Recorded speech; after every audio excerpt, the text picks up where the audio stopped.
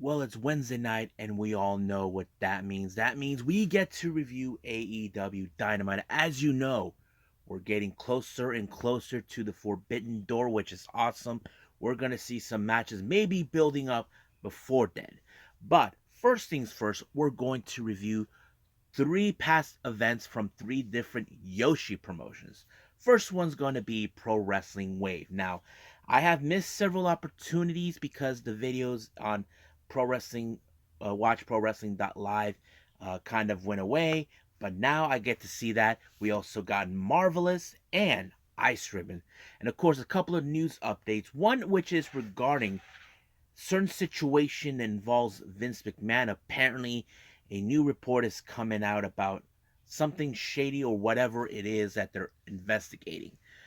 But right now, let's get started with another episode of the Leader Wrestle Zone.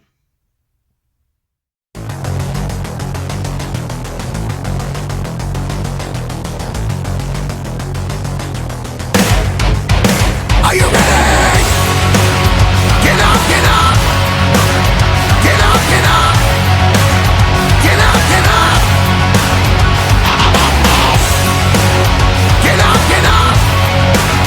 Get up, get up! Get up, get up!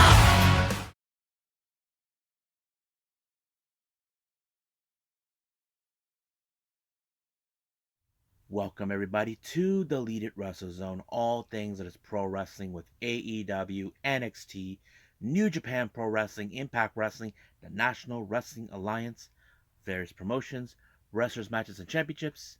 I am your host, Jay right here. So let's begin with Pro Wrestling Waves. Now, this is a Yoshi Promotions. I don't know if any of you viewers have been requesting for this. I've been dying to see a full show of Pro Wrestling Wave. I missed a couple of opportunities, but this time, now I get to see one. This one is part of the Detrás de la Zona Volume 4. I think this is like behind the Zone Volume 4. This one took place on the 29th of May. And three of the matches are part of a tournament called the Catch the Wave. I'm assuming this is for the championship belt, which I'm going to presume. But first things first, the opening match is a tag team match. We have Sahe and Yu taking on Saki of Colors and the champion herself, Nagazi Nosaki. Now, I have seen Nosaki before in the 6th-year anniversary of Korakuen Hall. She's really amazing. Saki, we all know she is. And of course, recently we now know, as you know, she is a member of Cosmic Angels, but they continue to do the thing with Starwood Colors at this moment. But it was a pretty good match. I think I like how Nosaki and Saki really got along as a good team. I'm assuming this is a preview match because I'm assuming that all four of these ladies are involved in the Catch the Wave tournament. So, but it was Saki who picked up the victory on Sahe by pinning her 1, 2, 3. It's over. Now, our first match of the now, this is the thing I did not know. Apparently, as you know, we have the blocks like Block A, Block B. There's of course like in Stardom we have the red block, the blue block. Well, this one is kind of interesting. We have the future block, and then there's the kicking block. I never heard of that, but I have to say it's kind of genius and creative. I give credit to people that do things like that. You know, if I was going to do a tournament like this, if I was Japanese, I would say, let's call it Alpha and the other, let's call it Omega. That's how I would put it. So if I was running a Japanese show, like Japanese wrestling promotion like that. But anyway, the first match is part of the future block. We have Riko Kawahara and Kohaku. Now, I don't know much about this person, Kohaku, Riko Kahawa. I have seen her before on various occasions, mostly with Marvelous and, of course, Seedling. And recently I did see her in the 60th anniversary of the Korakuen Hall event in the Yoshi show. I was kind of hoping it would be Kawahara who was going to walk out, but no, it ended in a time limit draw. And the point system, the way it ended, it goes, of course, Kawahara had 2 points, but Kohaku actually ended up had 3, so that means each of them gets a point each. So basically, Kawahara gets 3 and Kohaku gets 4. Now our next match is another block. It's the kicking block of the Catch the Wave 2022. We have Shimizu, who we also know from Colors and also a member of Stardom's um, Cosmic Angels, taking on Hanako Nakamori. I've seen her before on Ceiling. This match was pretty intense because seeing Hikari in that match that they had with Cosmic Angels, I thought it was like she showed a lot of heart. And I think this is the same thing, you know. But however, much like the result in the first match with the future block, it ended in a time limit draw. So each of them gets a 1 point. So Hikari had 2 points, but now she has three. As for Nakamori, she only had 0 points, but looks like she has one. So I don't know how that's gonna go out with it. In our main event, we have the future block. We have Chi Ozada and Haruka Musaki. You may know her from World Wrestling, World Women Pro Wrestling Diana, and recently we have seen her in 3 events with the New Blood. She has made many appearances in various promotions.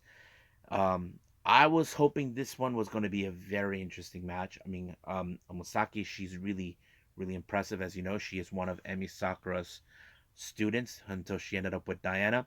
And it was pretty good. I liked the match. She picked up a very impressive victory. I think she is one of those wrestlers that could definitely win the tournament. So she walked away with 2 points while she had two. So basically, the idea is Masaki only had 0 points, and of course, she only had two from the very beginning, so she doesn't get any 2 points. So we'll see how about this. I'm not sure when I will see more of Pro Wrestling Wave, but I'll see what happens then. Right now, let's move on with Marvelous.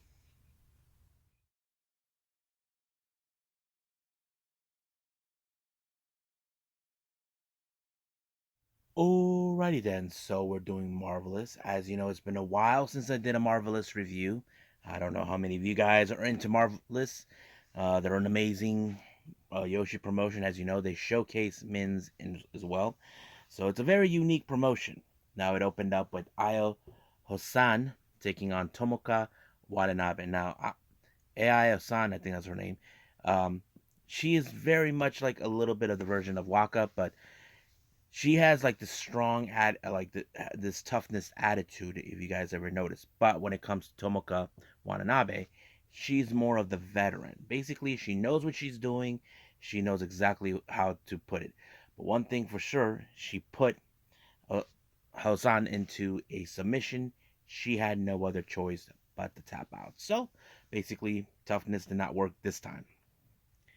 Next match, we got Mochi Natsumi taking on Yuki Miyazuki. Now, when Mochi was coming out to during her entrance theme, um, Yuki Miyazuki shows up out of nowhere and attacks her. So this is more of a beatdown in this process.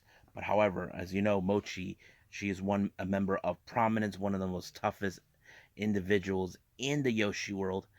But now it's like now she's getting a beatdown of her own. But however, she was not satisfied with the match how it ended with a pinfall for her, knowing that she lost to Miyazuki because of course this is not how she wanted. Next match, we have a very interesting one. We have men's involved in this one.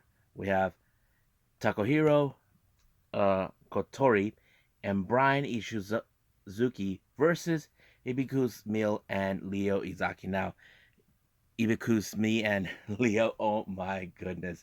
They acted like a couple coming from the prom and everybody like, yeah.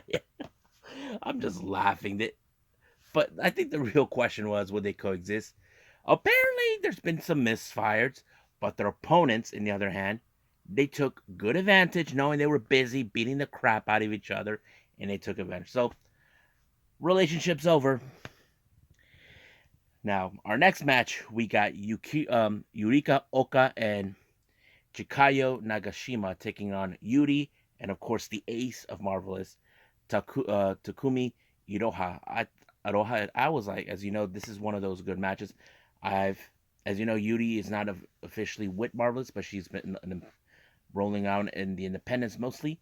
But it was a pretty good match. But unfortunately, it was Takumi who put Yurika in a chokehold, giving her team the win. So basically, Yuri got a good win with helping out her tag partner.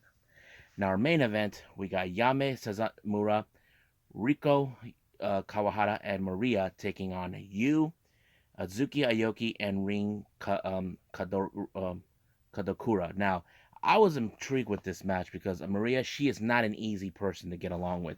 She always picks fights with anybody who they're not in the same caliber. But unfortunately, she was able to get along with her tag partners, and she was the one who officially picked up the win. But however, when she pinned um, Rin, that's a sign of indication she wants the tag title. So basically, that match could eventually happen. But I don't know when will that happen, but I'll keep apprised to that if it does show up. But right now, I think that's pretty much it because this is a very short part.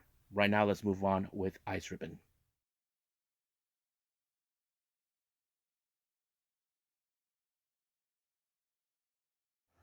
Ice Ribbon. As you know, it's been a while since I did Ice Ribbon. Now, this one took place recently on June 4th. This is number 1205. Now, don't ask me why they're keeping these like numbers like this. I don't know. Doesn't bother me. I just enjoy the match.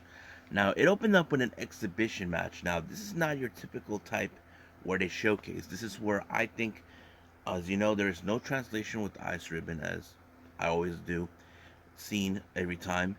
This one was more like using a veteran wrestler versus someone coming from the dojo, which I have no problem with. And I think it's safe to say because one day as Ice Ribbon fanatics could see this person coming into being part of the of the main card. That's what I think. So the competitors is of course veteran Asai versus Arisa Shinuz. I think that's her name. But it was a more of a technical type match in my opinion. But I had that distinct feeling it was a Asi who Asahi actually who was going to win this match. It was not much of a big secret to me, but yeah. Now our next match, we have Saran versus Madeline, who I'm a fan of, taking on Sumika um, Yanagawa and Yukio Sakurai. This was a pretty good match. I'd have to say it was awesome, but however, it was, of course, what's her name? There was a Muto lock by Yanagawa onto Saran. Now, if you guys never seen the Muto lock, you know what it is. It's where you have your opponent's legs tied up and then you bend over backwards and try to pull their neck. So I thought it was very impressive out of, Yanagawa, who pulled off the victory that way. Next match, we have Kiku versus Totoro Satsuki. Now, this was they're almost similar in certain aspects, but I have to say it was a pretty good match. However, um, Totoro's a bigger individual in this match. Ruko is more of a thinner, so it's like big versus small. But it was not your typical type match. It was just really straight up forward. But however, the strength is the bigger factor. But it was Totoro who picked up the victory by pinning Kiku. Now, our next match, we have a three-way. We have Yappy, Ibuki Hoshi, and Yuki Machino. Now, as you know, in three ways, anything could change. I don't care how you want to see it. But I was so impressed with this match in every way. Now, I was thinking that, as you know, Yuki Machino is a champion. So anything could be possible with Yappy or Oshi, who could pin her for a title shot. But however, it did not end in that fashion. It was, of course, a chokehold uh, by Hoshi to Yappy that made her tap out. So basically, she won by that. Now, our next match, we have Kaho Matsushita versus Misa Kagura from 2AW, or Active Advance Pro Wrestling, the other promotion that was once ran by Takamichi Nuku. It was a very impressive match, I have to say. I see now that Misa is probably one of the most prominent wrestlers coming from that promotion. But I just can't wait to see how this one's gonna play out as well. But it was pretty good. But it was Misa who picked up a good victory by pinning Kao, and it was over right from there. So yeah, so it was a pretty good show. I liked it, and we'll see what happens in down the line. Hopefully, I get to see another Ice Ribbon show in the future. But right now, let's do our final review, which is AEW Dynamite with Road Rager.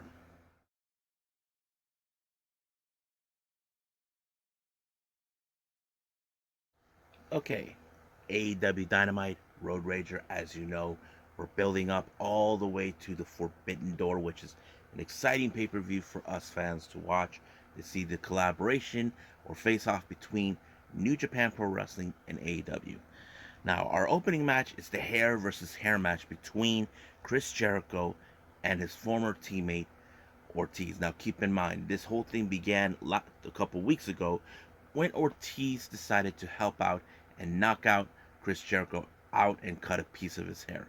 But, however, Eddie Kingston said he wanted a match with him and the rest of his JSA brethren in a blood and guts match. Now, he said he wouldn't do it unless the hair versus hair match plays. Now, it was a pretty good match. Now, there were certain aspects where Jericho wanted it done early, but however, things got a little chaotic in the outside. As you know, we had Kingston and everyone else tried to get involved. But however, one thing that led to another, we saw Fuego del Sol. Now, I want to be on record here for everyone. I knew that wasn't Fuego. Now, did I predict it? Who it was at the end? No. But the only reason I knew it wasn't Fuego was because I looked at the body build. So if you guys ever compare the body build, you can tell. But so, however, in the post match, when the match was over, when Jericho won, that's when they revealed it was Sammy. He's now back with Jericho. Looks like everything has been folded for him. But what you see later is, of course, Ortiz cutting his own hair, showing that he's a man of his word. So basically, it just shows this: is Jericho really capable of doing that to himself? The answer to that, we don't know. Or, the obvious for me, no. So, blood and guts is going to happen anyway. Now, our next match, we have Warlow versus 20 of the guards. Now, keep in mind, Mark Sterling, who had his issues with Warlow due to the fact that ever since he was terrorizing MJF, causing him problems and hurting many of the security guards, he put himself, says, we can do this two ways: either go to court or a 20-on-1 match. So basically, Warlow has to pin all 20 of them. So, as you know, this is more where like they're all dropped like flies. Even Sterling could not believe it. I mean, I was amazed how it was like, man, it was like, it. I can say it was like a difficult thing, but it did not stop him.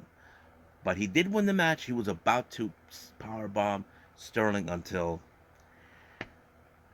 Lambert shows up, decides to teach him a lesson, because here's the reason why.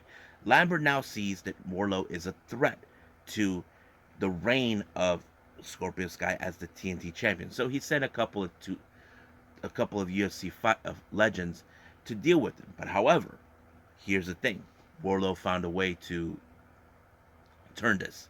These two guys are fellow Midwesterns from St. Louis, just like Warlow. As you know, he is a Midwestern as well. So basically, they came from the same cloth. They even turned on Dan Lambert, but they fed Warlow Sterling until he actually got powerbombed. So basically, I have to say Dan Lambert should be extremely concerned that Scorpio Sky's reign could be in jeopardy.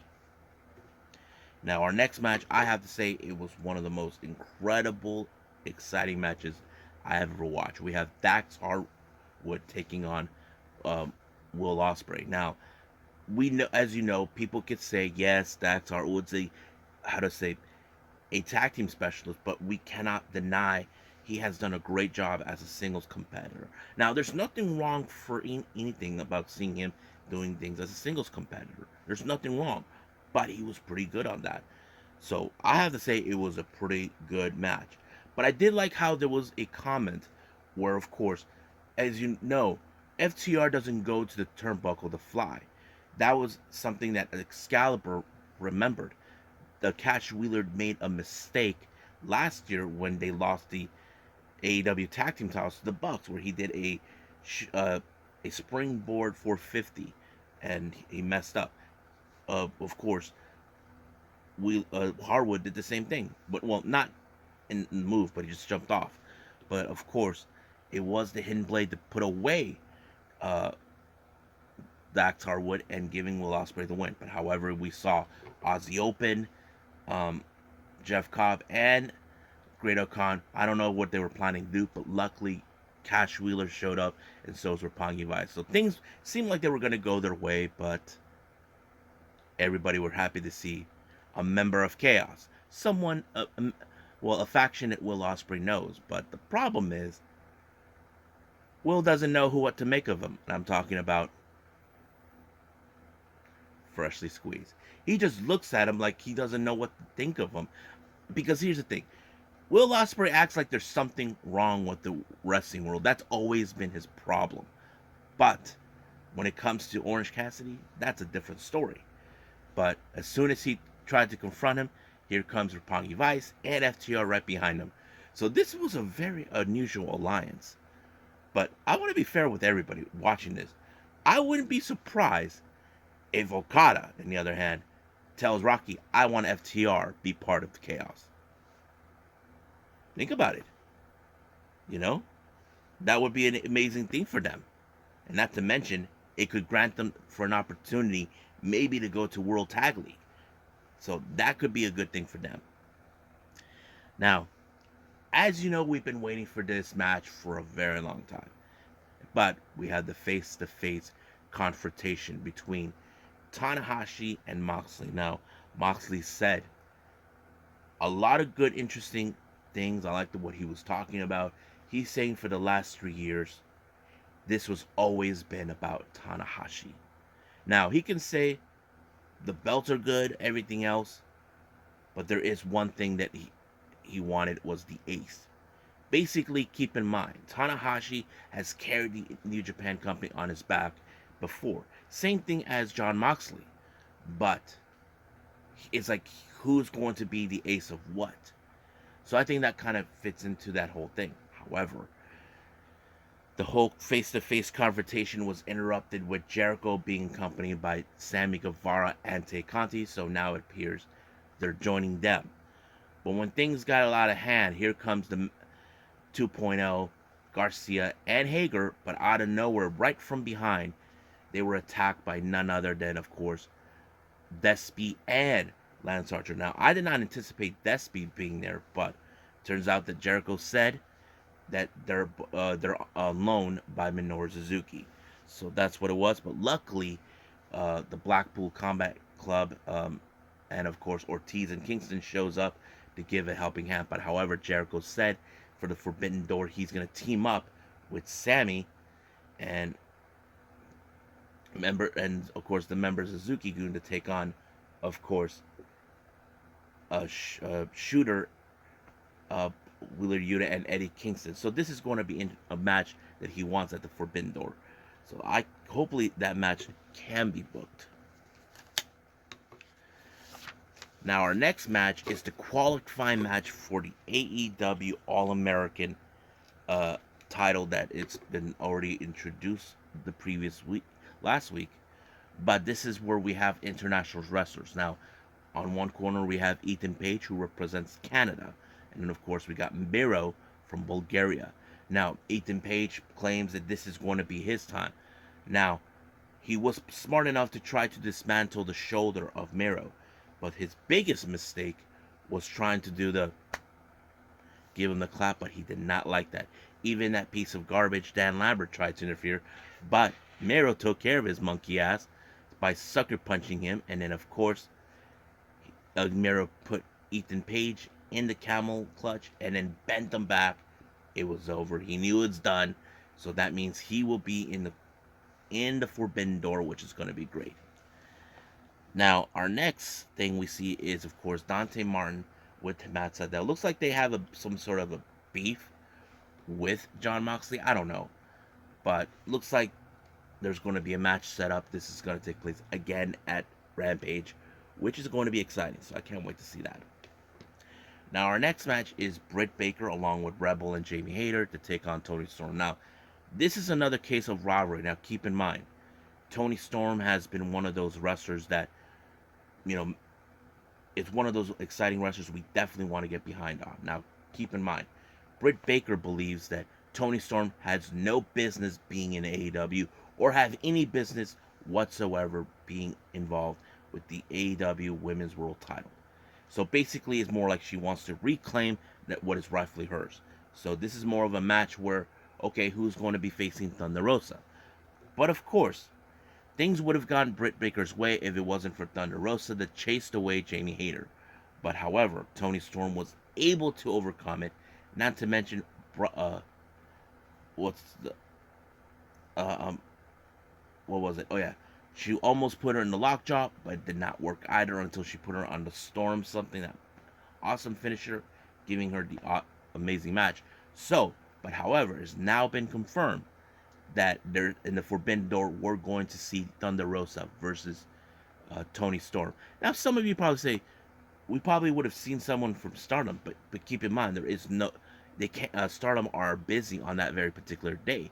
They have a pay-per-view already event, and it's already been announced for that. You know, and I'm hopefully I get to see that. Now, we get an interview with Stokely Hathaway, so he sets up an open challenge for Jade Cargill's TBS title. Then he runs in with Will Nightingale, who he thought she was going to join the baddies, but no. Will Nightingale wants to be part of the open challenge, and apparently it's going to happen. Now, Hangman Page, as you know,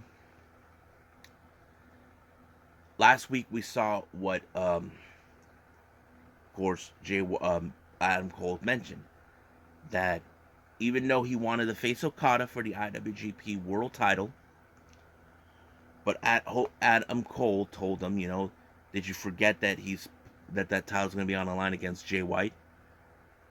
And of course, Hangman acknowledged, yes, it was a miscalculation guess. So basically, he wants it to happen, but Adam Cole's like saying, you're out of your dang mind. So he wanted to be that one, the challenge for that title. But of course, Jay White shows up, sends a direct message to Hangman telling him that he is not even worthy for that title. And then here's what I've been saying to everybody all along. Even Jay White said that to Cole. Adam Cole was in shock. Now, the Bucks warned him not to trust him. And this is what he gets for his troubles. Now, why is that? I said this before. It's all about ego. That's the whole point. Adam Cole, yes, we can agree that he's been on a roll. But Jay White, he's been on a bigger roll than him. So that's always been the case. But the real obvious question, who's going to be worthy enough to challenge for the IWGP World Title at Forbidden Door? Now, this is where things are becoming interesting on the social media platform. Many fans are starting to guess who that could person be.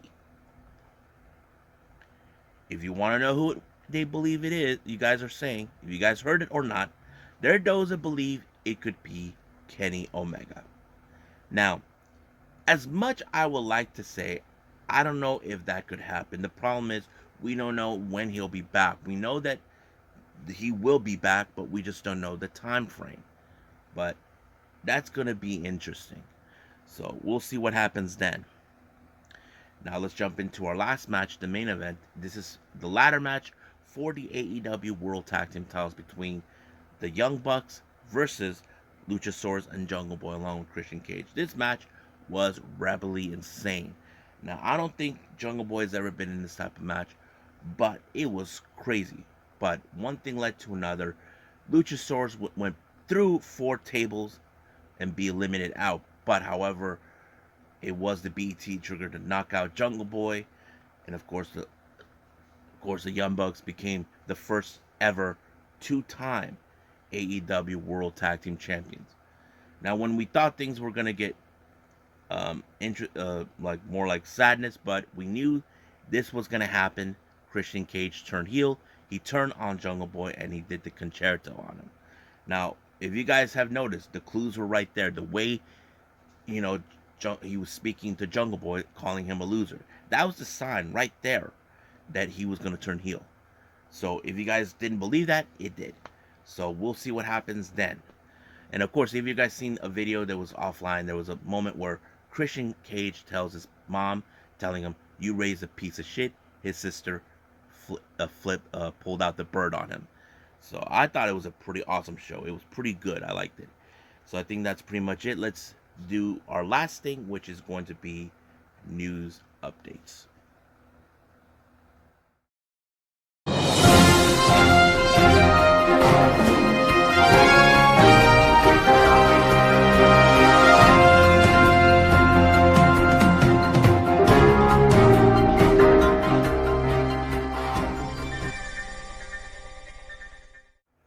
Okay, so our last thing we're going to do is some news updates. Now, there's two updates regarding that relates to WWE. The first one is, of course, about Vince McMahon. Apparently, it looks like he could be in some hot water at this point. According to what Wall Street said, the WWE board probed an investigation about a secret $3 million hush pack. Now, what is that supposed to mean? And apparently they're saying that this is more of a hush money over an alleged affair that Vince McMahon was involved. Now, we don't know much about what's been going on, but of course this investigation will continue.